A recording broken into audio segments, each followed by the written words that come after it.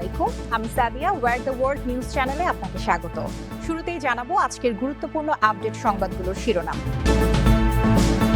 অল্প সময় তোমরা যা দিয়েছ, জাতি কখনো ভুলবে না। অন্তর্বর্তী সরকারের উপদেষ্টা পরিষদ থেকে পদত্যাগ করা মাহফুজ আলম ও আসিফ মাহমুদ সজীব ভুঁইয়াকে প্রধান উপদেষ্টা ড.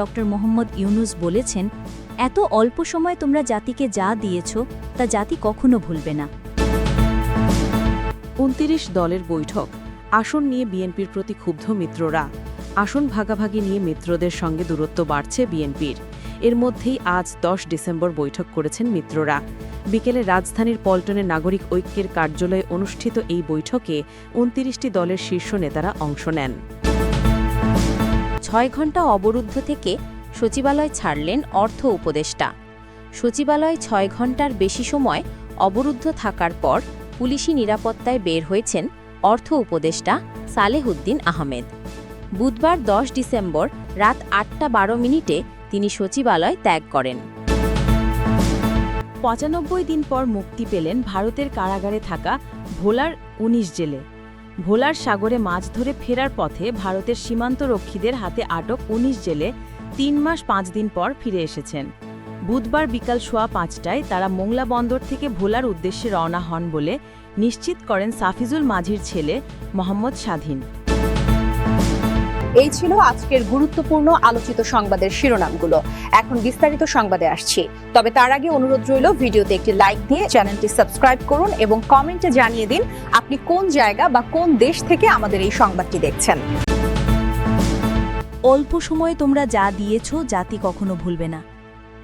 অন্তর্বর্তী সরকারের উপদেষ্টা পরিষদ থেকে পদত্যাগ করা মাহফুজ আলম ও আসিফ মাহমুদ সজীব ভুঁইয়াকে প্রধান উপদেষ্টা ড. মোহাম্মদ ইউনুস বলেছেন, এত অল্প সময় তোমরা জাতিকে যা দিয়েছ, তা জাতি কখনো ভুলবে না। বুধবার ১০ ডিসেম্বর বিকাল ৫টায় প্রধান উপদেষ্টার কাছে এই দুই তরুণ উপদেষ্টা তাদের পদত্যাগপত্র জমা দেন। রাষ্ট্রীয় অতিথি ভবন যমুনায় উপস্থিত হয়ে পদত্যাগপত্র জমা দিলে প্রধান উপদেষ্টা তা গ্রহণ করেন। জুলাই গণ অভ্যুত্থানে সম্মুখ সারির এই দুই ছাত্রনেতাকে প্রধান উপদেষ্টা বলেন, অভ্যুত্থানে নেতৃত্ব দিয়ে তোমরা যেভাবে জাতিকে ফ্যাসিবাদী শাসন থেকে মুক্তির পথে অবদান রেখেছ, তা জাতি মনে রাখবে। আমি বিশ্বাস করি ভবিষ্যতেও গণতান্ত্রিক উত্তরণ ও বিকাশে তোমরা একইভাবে সক্রিয় ভূমিকা রাখবে। প্রধান উপদেষ্টা আরও বলেন, আজ একটি ঐতিহাসিক দিন। অন্তর্বর্তীকালীন সরকার সব সময় তোমাদের অবদান স্মরণ করবে। আমি তোমাদের সুন্দর ও শুভ ভবিষ্যৎ কামনা করি। এত অল্প সময় তোমরা জাতিকে যা দিয়েছ, তা জাতি কখনো ভুলবে না। তিনি বলেন, এটি একটি রূপান্তর মাত্র। আমি আশা করি আগামীতে বৃহত্তর পরিমণ্ডলে তোমরা আরও বড় অবদান রাখবে।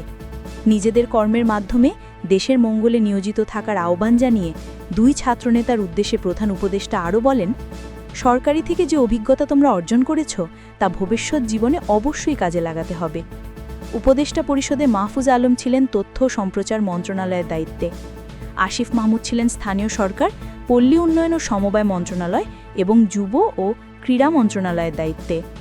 অন্তর্বর্তী সরকারের প্রেস সচিব শফিকুল আলম জানিয়েছেন, নির্বাচন কমিশন তফসিল ঘোষণার সঙ্গে সঙ্গে কার্যকর হবে দুজনের পদত্যাগ। প্রসঙ্গত, আগামীকাল বৃহস্পতিবার সন্ধ্যা ৬টায় ঘোষণা করা হবে তফসিল। ২৯ দলের বৈঠক, আসন নিয়ে বিএনপির প্রতি ক্ষুব্ধ মিত্ররা। আসন ভাগাভাগি নিয়ে মিত্রদের সঙ্গে দূরত্ব বাড়ছে বিএনপির।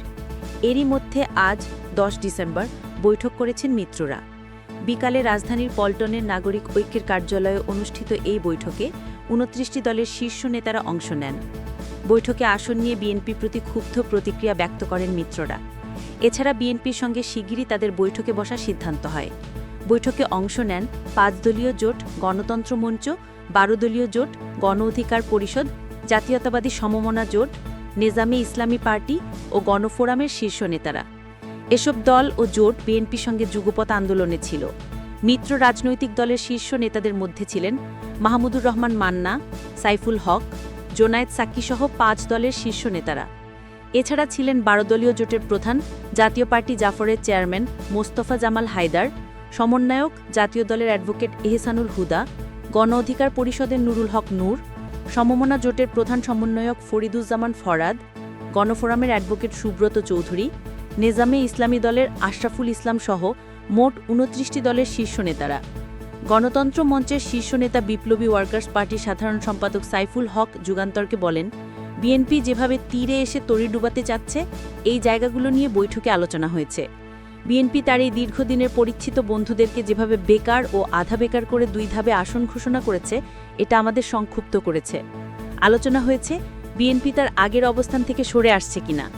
আমাদের কাছে মনে হয়েছে বিএনপি একলা চলনীতি গ্রহণ করেছে কিনা। আমরা বলেছি বিএনপির সঙ্গে খুব দ্রুতই আমরা বসতে চাই, বসে বিষয়টা সমাধান করতে চাই। বিএনপি 2-4টা আসন বরাদ্দ নিয়েই কি বুঝ দেবে, নাকি সত্যিকার অর্থে যুগপথের দলগুলোকে মূল্যায়ন করবে? তিনি বলেন, জামাত যেখানে বন্ধু বাড়াচ্ছে সেখানে বিএনপি মিত্রদের ছেটে ফেলছে। এটা পুরোপুরি একটা আত্মঘাতী জায়গা। বিএনপি যে পজিশনটা গ্রহণ করেছে মনে হচ্ছে তা তাদের বড় ব্যত্যয়।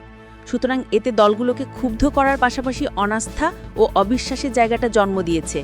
এটি বাড়তে দিলে ঝুঁকিপূর্ণ রাজনৈতিক দূরত্ব বাড়িয়ে তুলতে পারে, যেটা আমরা কেউ চাই না। বিএনপিও নিশ্চয়ই তা চাইবে না। সেই জায়গা থেকে আমরা বিএনপির সঙ্গে কথা বলতে চাই। নাগরিক ঐক্যের সভাপতি মাহমুদুর রহমান মান্না বলেন, নির্বাচনের তফসিল ঘোষণা হচ্ছে। এখনও পর্যন্ত বিএনপির সঙ্গে আমাদের আলোচনাই হলো না। বিএনপি এর মধ্যে নিজেদের 272 আসনে প্রার্থী দিয়েছে। তাহলে আমরা দাঁড়াচ্ছি কোথায়?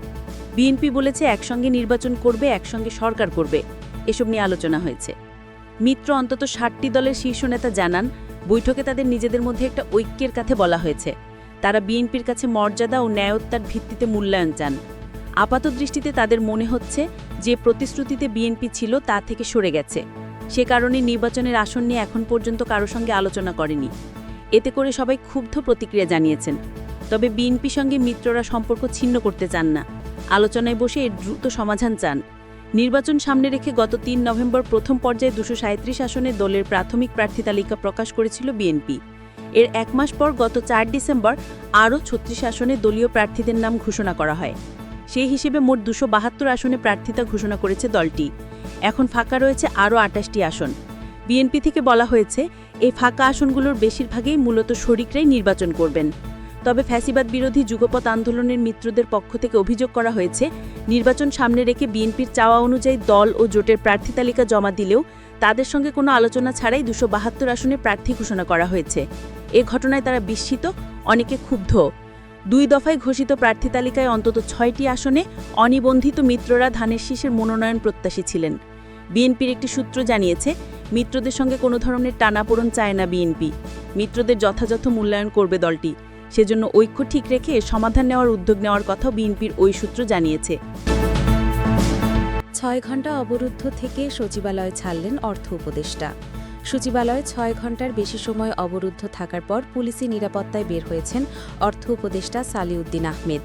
বুধবার 10 ডিসেম্বর রাত 8:12 তিনি সচিবালয় ত্যাগ করেন।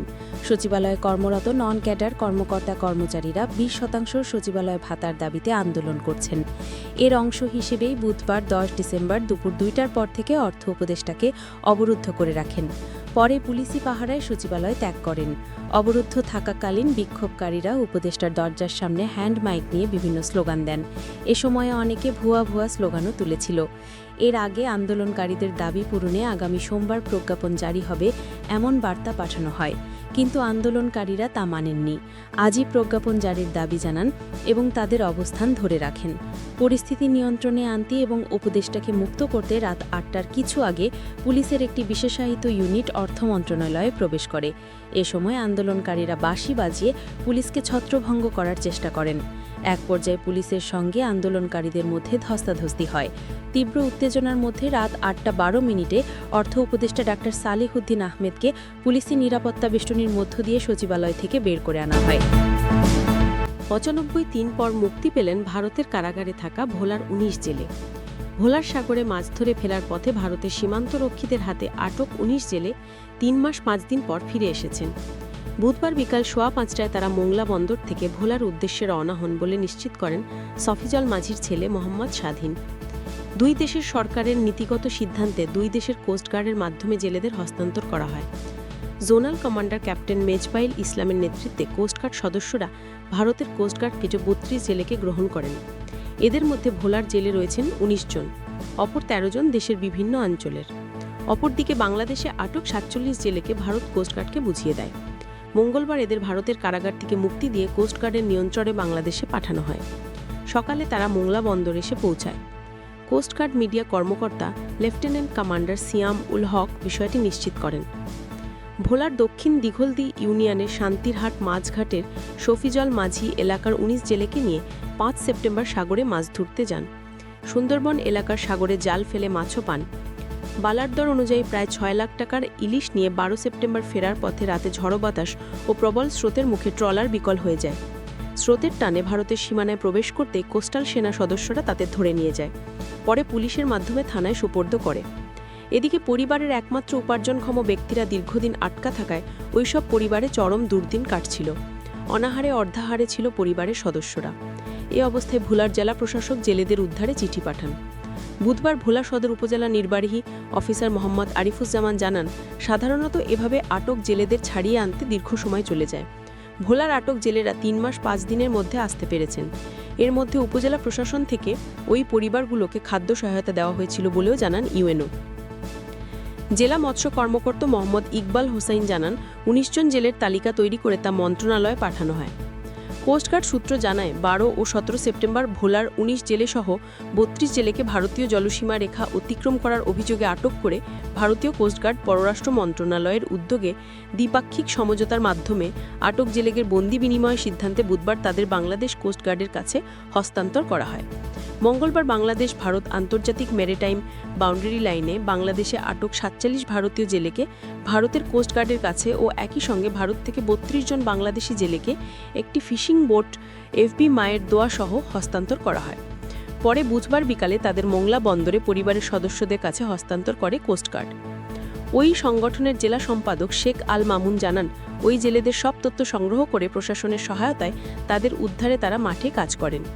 ফিরে আসা জেলেরা হলেন মোহাম্মদ সফিজাল বেপারি মাঝি, মোহাম্মদ শাহে আলম, মোহাম্মদ ছিরু মুন্সি, রাজীব চন্দ্র দাস, ট্রলার চালক মোহাম্মদ আক্তার হোসেন, মোহাম্মদ মিন্টু হাওলাদার, মোহাম্মদ ফরিদ, মোহাম্মদ আলমগীর, মোহাম্মদ ফরিদ, মোহাম্মদ ইউনুস, মোহাম্মদ বাবুল সর্দার, মোহাম্মদ নীরব হোসেন, মোহাম্মদ ইসমাইল, মোহাম্মদ শাহে আলম হাওলাদার, গৌতম চন্দ্র দাস, মোহাম্মদ জাকির হোসেন, মোহাম্মদ সাগির সিকদার, মোহাম্মদ টুটুল, মোহাম্মদ শহীদুল ইসলাম। এদের প্রত্যেকের বাড়ি ভোলা জেলা সদরের দক্ষিণ দিঘলদি ইউনিয়নের ৭ ও ৮ নং ওয়ার্ডের।